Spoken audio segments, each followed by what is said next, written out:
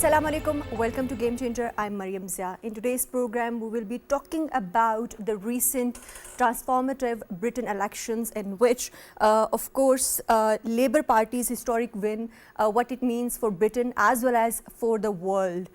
We know that after 14 years of Conservative rule, the Labour Party led by Keir Starmer has achieved a landslide victory in 4th July elections. In today's program, we will be talking about different dimensions of this election, of course, what it means for Britain, its foreign policy, economic policy, and of course its impact on the world at large, its relations with EU, its relations with different countries in the world as well. Of course, we know that war in Ukraine is going on, and there is economic crisis also that the Britain is facing at this point in time. We'll be talking about all these different dimensions in today's program, what it means for the world and how UK is going to be moving forward. To discuss this and more, we're joined in the studios by Mr. Jauhar Saleem, who is former Foreign Secretary and President, Institute of Regional Studies. Welcome to the program. We're also joined by Mr. Sheharyar, who is analyst. Welcome to the program. And we're joined online by Mr. Irtaza Shafaat, who is Professor of Political Science and Philosophy. Welcome to the program. So, Ambassador Jauhar, let me start with you. Of course, this is a landslide victory, and after 14 years, a lot of comparisons are being made with 1997 Tony Blair's landslide win. How do you compare the two, and what it means for the Labour Party? Yeah, it's indeed a new era for British politics, because after 14 years of Conservative Party rule, we have seen this change. But I think there are some very key differences between 1997 and now. Then there was a charismatic leader, Tony Blair, and he's very popular, and and suddenly Labour Party, they increased their share of vote by a significant margin. This time, interestingly enough, it's comparatively new.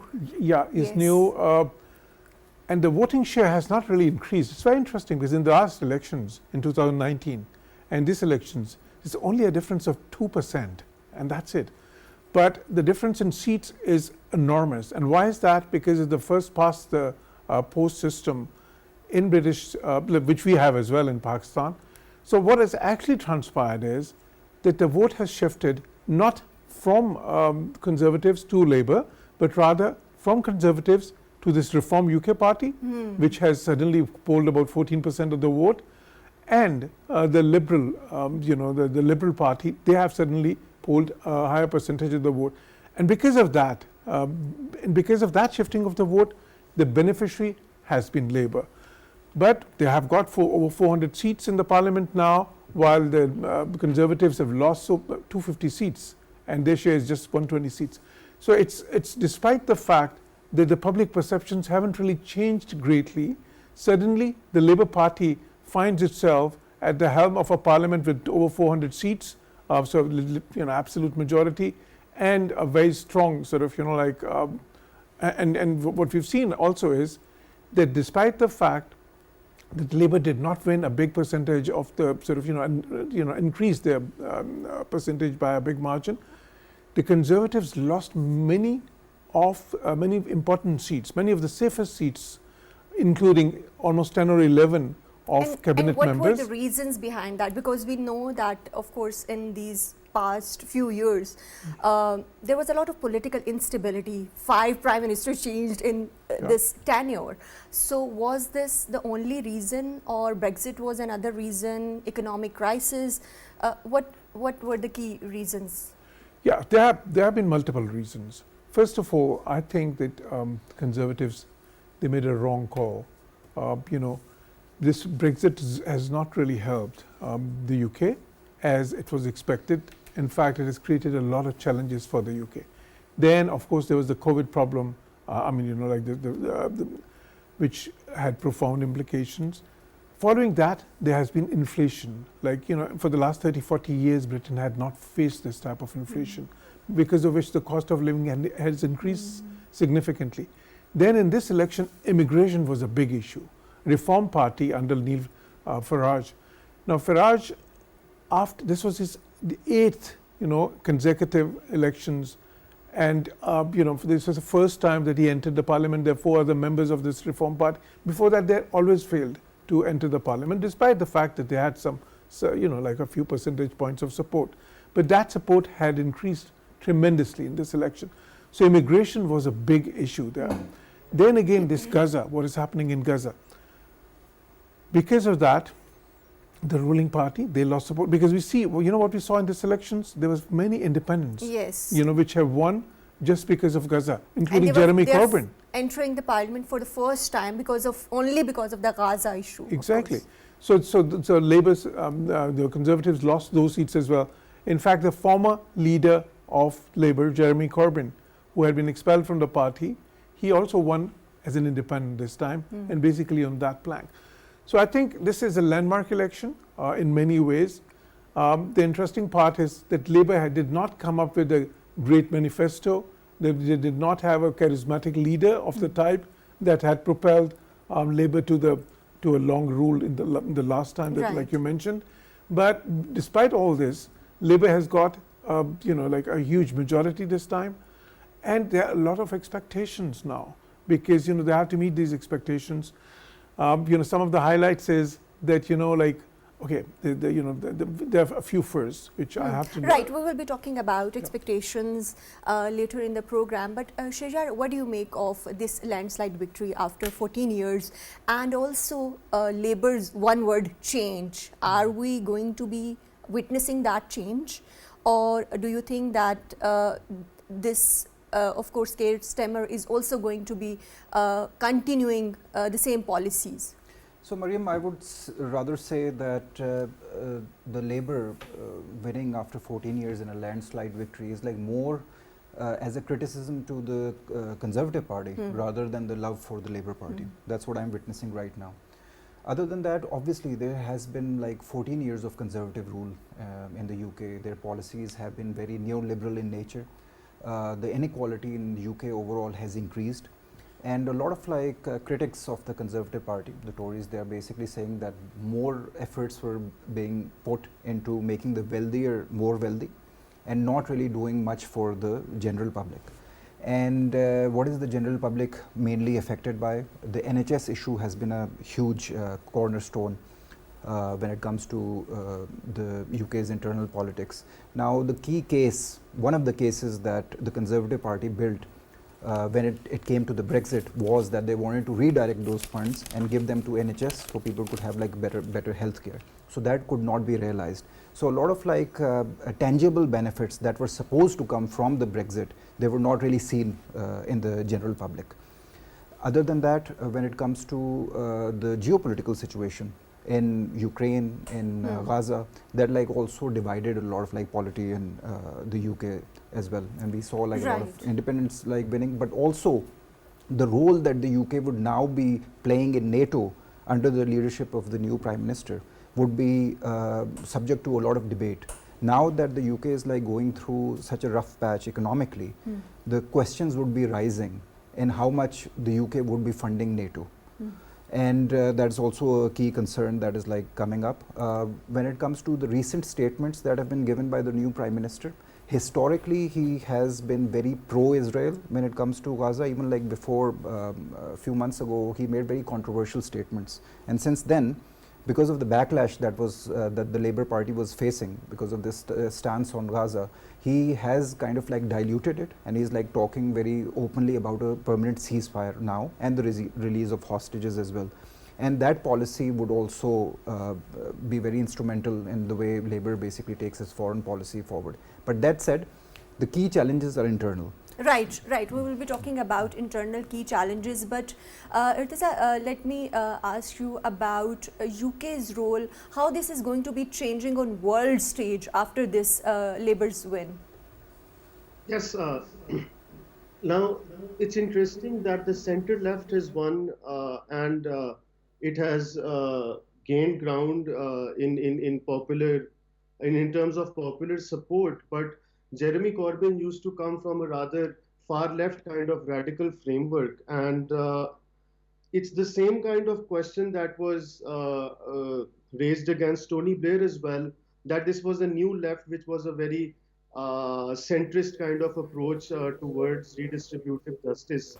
But what it means on the global level, in one sense, is that outfits all over the world, in a generally neoliberal kind of framework, might be attracted towards some kind of centrist public-private partnership-based, toned-down version of social democracy as opposed to socialism, and which we've also seen with in the American system, which is generally much more on the left. So Bernie Sanders couldn't work out, for example. But it's a ray of hope, the way I see it, for progressive socialists all over the world, that there is a possibility that in an era of right-wing populism, which is running the roost, had been running the roost throughout the world, alternative ways to deal with that, rational ways to deal with that, are possible through an approach of incrementalism and gradualism, which New Labour has come with in this election, and Right. it can find popular ground as well. Right. And Irtaza, what kind of foreign policy change can we expect from this Labour's win? Or do you think that Starmer is going to be continuing the same foreign policy, especially let's start from a Ukraine issue? So now, according to their manifesto and the foreign secretary, they are going to follow a policy of progressive realism. So, in international relations terms, realism generally indicates the struggle for power, which is, very central to statecraft in the modern world because of an anarchic world structure. But they're adding progressive to the realism as well, which I think sounds a little idealistic. So, because the prime minister himself has been a human rights lawyer as well, so he will have to take into account that the naked struggle for power, or just the blind worship of NATO, has to stop to a certain degree. And I think that has been reflected in voter sentiment as well. But generally speaking, even if governments change, Britain's foreign policy does not change too much, and there's a continuity which has been seen in the last 30 to 40 years, or even before. Maybe Clement Attlee in 1947 was a departure from the past in some ways when he defeated Churchill. On the other hand, whether progressive values and realism can work together in a delicate kind of balance, all of this Labour move is towards a healthy balance which is being proposed. Whether it can find ground in the world of action, it remains to be seen. It's a tough position where the Labour government is standing in right now, and maybe Right. in 6 months or in a year they might lose popular sentiment, because Right. the incumbency will Right, become a we will thing be as well, talking which about that and 100 days expectations as well. But let me take the same question to Ambassador Jauhar Saab. What do you make of this foreign policy? Do you think this is going to be continuing, especially when we talk about Ukraine crisis, also the NATO and the defense spending, that is a major issue, keeping in mind the economic crisis and the the production and productivity stagnant that of course the UK and Britain has been facing for the past few years. So what do you make of all this? Yeah, in terms of foreign policy, I would agree that, I don't really expect a lot of major changes. Britain has a very steadfast and steady foreign policy direction. Over the years, it has been a close associate of the US. It has an important role in NATO, in the Euro-Atlantic Alliance. And beyond that, of course, on Israel, its policy is very clear. Okay, what I would mention here, a couple of interesting points. Keir Starmer, he's not a Jewish himself, but his wife is Jewish. And they do practice, like his children are being raised in the Jewish tradition, and they do practice like, the Jewish traditions at home. So that is, that's an interesting first in, like in the UK political history. So that would mean that his support towards Israel would perhaps be greater even than his predecessors, and definitely. But at the same time, he's a human rights lawyer as well. So do you Yeah, think human that's rights- going to be a factor in? Yeah, we will see, because, in terms of the views that he's expressed so far, what we've seen is of course, he was very clear in the beginning in condemning the actions of 7th October, and following that, he had been impressing upon Israel's right of self-defense. Recently, in his recent statements, he called upon for ceasefire. So, but that is something that is a change which we've seen everywhere in the West in recent times. On Ukraine, the policy would stay the same. I think there can't be any major change. In terms of defense spending, it all depends. It depends on their economic conditions as well, because the UK is facing not only a cost of living crisis, but also, I think, because the economic challenges, when they come, they result in lower revenues by the government. So when that happens, although in principle the UK had agreed with the US that, and all other European countries, because we would recall that President Trump had been emphasizing upon that to a great extent, that everybody should spend at least 3% of the GDP. So they steadily were increasing. Most of the European countries were steadily increasing their defense expenditure in terms of GDP, and especially and after this Ukraine war started, then without even US prodding, they were doing that because they felt threatened by the Russians' intervention in Ukraine. So that has been happening.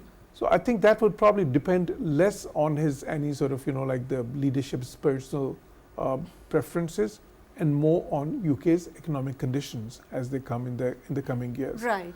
Now in terms of where this Prime Minister would stand, like on other issues, which would probably be like more dear to the Muslim countries or the Muslims in the UK. We'll be touching upon each issue one by one. So Sheharyar, when we talk about UK's relations with EU, how do you see, especially in terms of the Security Pact, how significant is Labour Party's commitment to the Security Pact and EU-UK relations, also the economic ties that they are trying to maybe renew, but of course EU have their own expectations. So Maryam, when it came to a very recent poll or a survey that was conducted with the general UK public, it basically overwhelmingly supported rejoining of the EU.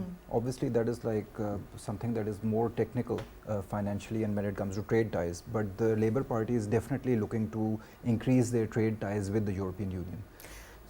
Yeah. Of course, Labour Party is looking to EU, but maybe EU is not much, open to that because they have their own reservations regarding that. So, do you think this is going to be playing out as Labour Party is expecting? Well, when it comes to rising cost of living, inflation and rising cost of commodities, this is the common issue that is like faced by the European Union as well as the UK. Especially when it comes to rising cost of power as well, and that was really dependent on the energy that the European Union was getting from Russia, which is like not really the case. So in terms of economic situations, yes, the UK and the EU would want to sit together and like enhance the trade ties and like see how it can come to a mutually beneficial arrangement in terms of like easing trade restrictions that were there, and it was obviously built upon some sort of resentment that was there after the UK basically left the European Union. When it comes to the Security Pact, yes, like that's a collective concern of the European Union as well as the UK, and they find Russia and its like expansion a threat to their national security as well. So in that sense, up till now, I think by 2024, the UK has committed over 14 billion pounds to NATO and to support Ukrainian troops in trainings and capacity building as well as like equipment as well. And I think that most of the foreign policy objectives are very aligned with the US. So when it comes to UK's foreign policy, they would be very aligned with how the US wants to take it forward. And what implications the Security Pact might have on European Union? So I think when it comes to funding of NATO, that is a common concern between EU states, the UK and the US. That would be a cause of concern because the way the elections are now approaching in the US, and if Trump comes into power, historically, former President Donald Trump has been anti, or like he has a stance in which he doesn't want really to the US to fund NATO, and he wants the European nations to play more of a role in their collective security. So that could put a sort of a spanner in the works. But up till now, I don't think the UK's foreign policy will be changing, and I think the UK will continue on funding NATO, and they would also be continuing on funding Ukraine and capacity building when it comes to its forces. Right. And Irtaza, in what ways Labour Party's stance on EU relations and Brexit differ from that of Conservative Party, and what should we expect in that regard in coming days? The research that I've done on this, there is not a lot of change, so expecting the reversal of Brexit is not a possibility, but an approach based on more dialogue, more cooperation around liberal, humane values might be initiated by the government as soon as they come to power, and maybe that will have some kind of thawing of the relations in some ways, as opposed to the antagonisms which the Conservatives played on in UK's relationship with Brexit. Right. And how do you think that Labour Party is going to be addressing the issue of stagnant productivity in Britain? Now that for the Labour Party, they are focusing on one thing, which is energy, where they suggest that they have tremendous untapped advantages, including a long coastline, high winds, shallow waters, universities, and skilled offshore workforce combined with their extensive technological and engineering capabilities. So in that sense, they're making that one of the cornerstones of their model of public-private partnerships and increasing domestic spending, public spending in the energy sector, which they believe can become the fulcrum around other things can work. But on the other hand, you can also have increased spending for the arts. The Tories, for example, have commodified education in the last 14 years a lot, and for students in Pakistan who want to apply to England, except for the really top-notch Oxbridge scholarships, the UK regime became very problematic, and other European Union states like Germany, for example, became the go-to places for scholarships in that sense. So maybe we will see changes in that. Maybe they do pledge to create the right kind of jobs on the one hand.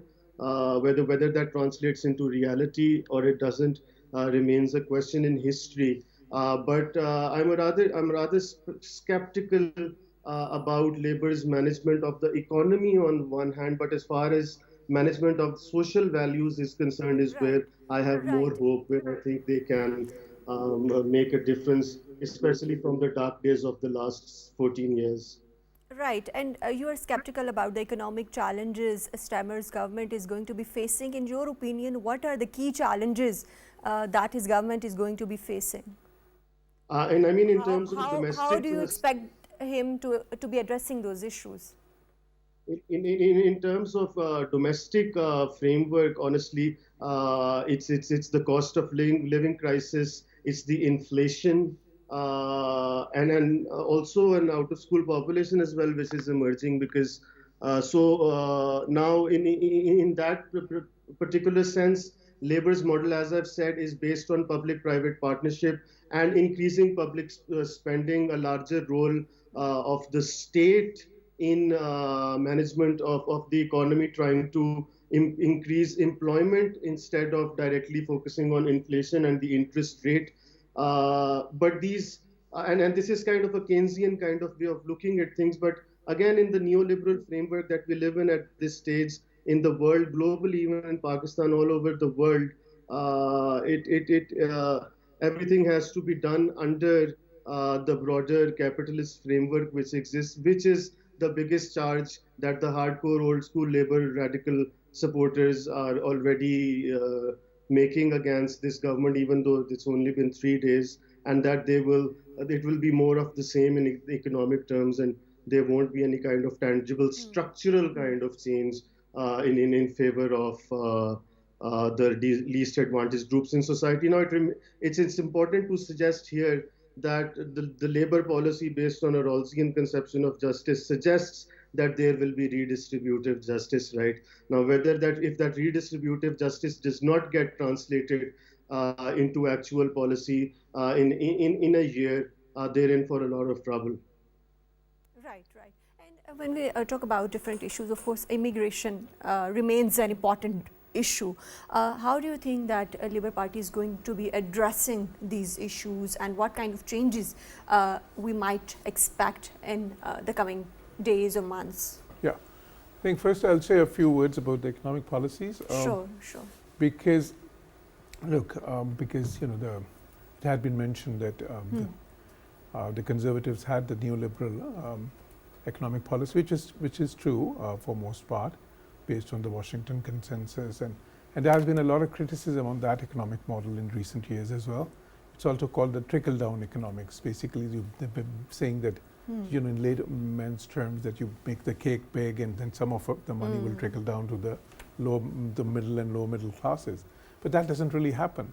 What we had seen in many of these countries, particularly in the US and the UK, was that the rich were becoming richer, and there was this talk about the 1%, the top 1%, controlling like a big part of the economy, 50–60% of the resources, like the rich becoming the richer and the poor becoming the poor.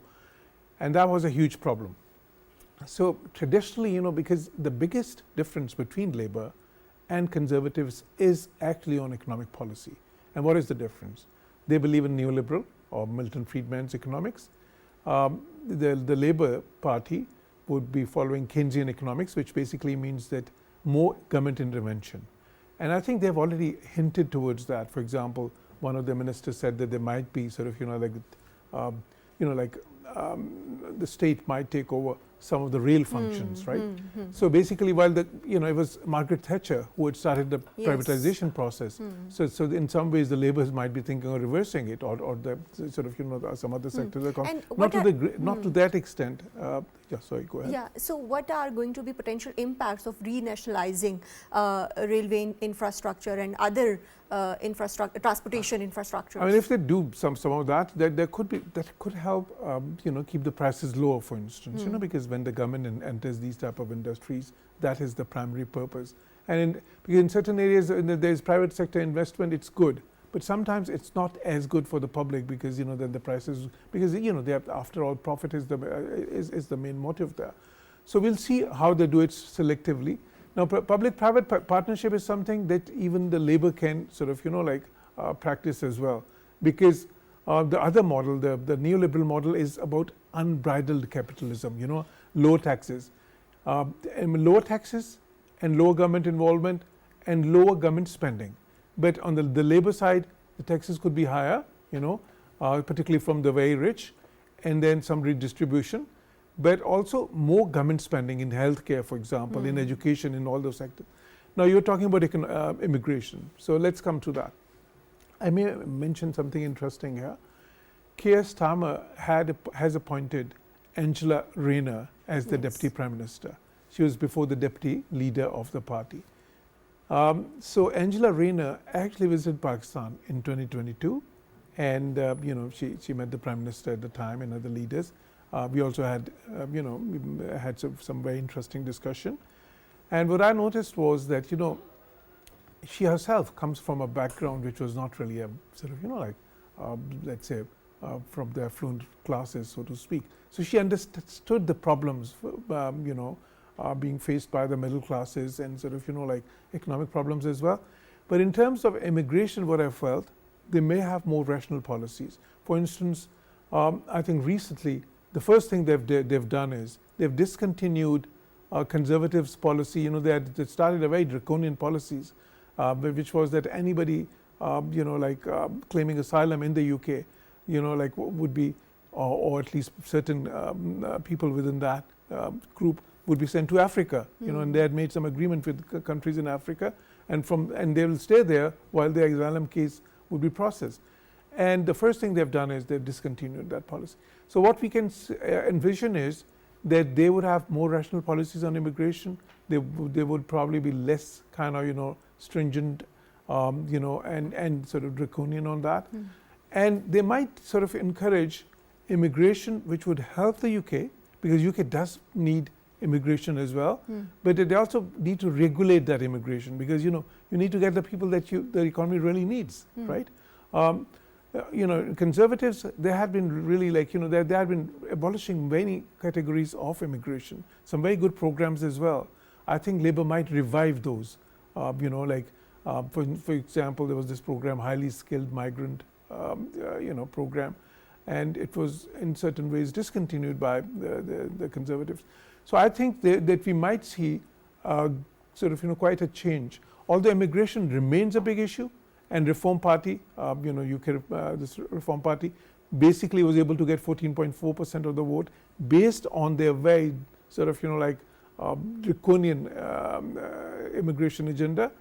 But I think despite that, we will see perhaps a more a better rationalization of immigration policies in the UK. Right, of course. And Sheharyar, coming back to economic policies, some of the economic policies like creation of a great British energy, how do you think this is going to be affecting the clean energy sector, and how this is going to be impacting overall economic situation in the UK in the coming days? So it will definitely be a challenge when it comes to net zero emissions that the UK has also. And UK's target is to achieve net zero by 2050. Exactly. So that, I think, throughout the European Union or the European continent, that would be a challenge, because of the rising cost of energy. And that's a big concern. Even in the UK, it's like a big concern in the European Union. It's also a big concern when it comes to Middle East and GCC countries as well, because they are very reluctant on moving away from fossil fuels and going into clean energy. But when we talk about Labour's economic policies in regards to climate change, how do you think this is going to be playing out in coming months or coming days? So I think there will be more rhetoric and less, I would say, incisive policy making. So they would want to buy their time into seeing how their resources can be holistically directed, and what kind of policies that they would want to move towards. And that would be a challenge throughout, even internally as well. As Ambassador Saab has also mentioned, the key issue would be public expenditure. Which areas or segments or sectors of the economy that the government would want to invest in or spend more. Energy would be one of those sectors. And what about industrial strategy of Labour Party? So industrial strategy will be more focused on increasing exports, and a lot of even when it comes to Pakistan, a lot of representatives from the UK government, they come and they generally have discussions on increasing trade ties with Pakistan, and obviously this is also linked to the China policy that the UK would be taking forward under the Labour policy. And this is one area where the UK might even want some sort of divergence from the US foreign policy, because when it comes to the Labour policies, they haven't really aligned themselves very closely with the US Indo-Pacific policy. When it comes to AUKUS, they have basically showed a lot of interest in taking that program forward, but they would want to balance relations between China and the US and increasing trade ties with China especially. And even under, I think, the Tories, the trade ties were expanded under China. Obviously, there were certain sectors, especially telecommunications, where the UK basically aligned itself very closely with the US and some other segments as well. But I think under the Labour Party, there would be a much more progressive view in terms of expanding trade partners globally, and China would be playing a very important role in that. Right. And Irtaza, how might Keir Starmer's victory, this landslide victory, might reflect in the social democracy movements across the globe? That's what I started with in the program as well. I think it's just center-left social democrats' hope at this point in time, but I would like to move towards Ed Miliband's think tank. Do you think his leadership is going to be a role model for other centrist leaders across the world? And what lessons can other leaders learn from it? So Ed Miliband's think tank did a research 4 years ago, which was it was written about by Nadeem Farooq Paracha as well and Dawn Wright. And the idea is that after the wave of right-wing populism, there is a post-populism movement in human history right now, where political parties are campaigning against populism and winning on those platforms, right? And there have been examples in Europe and in Latin America as well where this thing has been operationalized. So in one sense, it does spring hope for left-leaning political parties to kind of work around the broader structural limitations of neoliberalism, and whether the Labour Party in this term can stop being toothless as Tony Blair turned towards the end of his regime as well, and actually move more towards the left remains a question. Now, these kinds of political parties, if you see Pew's research as well, for example, so Joe Biden is listed as is listed on the establishmentarian left, and this is what analysts are calling the Labour government right now as well. And if in any way they can move away beyond paying lip service in practice to this neoliberal economics in one sense, then there is a greater chance of a broader left kind of resurgence in the world in international terms as well.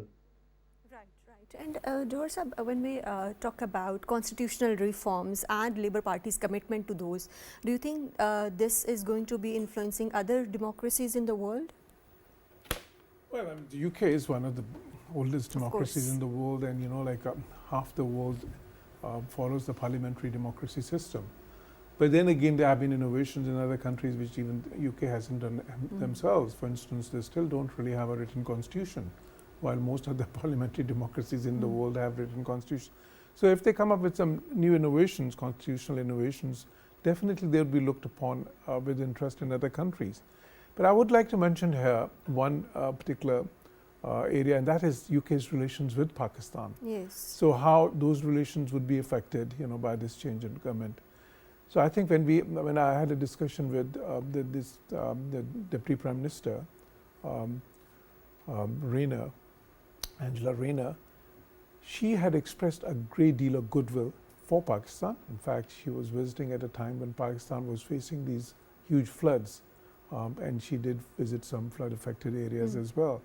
So I think that would continue, because Labour Party traditionally had more Pakistani origin members of parliaments in the UK Parliament as well. And the Labour Party traditionally has been sort of, like in some ways, they've had extensive linkages with Pakistani So when community. we talk about these linkages, do we expect enhanced linkages in economic relations between the two countries? Can you expand on that? Yeah, that is what we need to build, because you see, to translate these the political linkages and and the fact that certain political parties might have a greater preference for expanding relations with some countries, they need to be then translated into the economic realm. And that is where I think we'll have to do some additional work on our side as well. We have to build bridges through matchmaking, through ensuring that greater interaction between the businesses, the private sectors in both the countries. The Pakistani origin diaspora, the Pakistani diaspora in the UK is now quite significant. In their parliament, the Justice Minister is Shabana Mahmood, who's and that's the Justice Minister is an important portfolio. So that is, the Mayor of London already is a Pakistani origin, and there are about 16 members of Parliament of Pakistan origin. So I think, and there are many mayors, other mayors in the UK as well. Right. So we need to sort of see how to translate that into greater economic cooperation. I think Labour Party would be perhaps a little more interested than their predecessors. But right. And Pakistan has to build those ties, build on those ties, right? And lastly, Sheharyar, what are going to be strategic priorities for Labour Party in the 100 days, briefly? So I would basically say that inflation, rising cost of living, and a very rising cost of housing as well, so affordable housing. And then obviously redistribution of resources in which public expenditure, they would want to expand it. And at the same time, this would be a challenge when it comes to the expansion of NATO. And it will also be a big challenge that we, I think, didn't discuss, would be the development aid that comes from the UK, especially through their development department in FCDO. So that would also be taking a major hit, and I would think there would be a lot of cuts globally when it comes to their aid programs as well. Right, right. Thank you very much, Mr. Sheharyar Khan, for joining us in today's program. Thank you very much, Mr. Jauhar Saleem, for joining us in today's program. Thank you very much, Syed, Irtaza, Shafaat, for joining us in today's program. Of course, in today's program, we talked about Britain's elections and Labour Party's landslide victory, how this is going to be playing out. We have to witness in coming days how this is going to be redefining Britain's role in, of course, inside Britain and on the world stage. We will be witnessing, of course, in the coming days. That's all from Game Changer tonight. Take care. Allah Hafiz.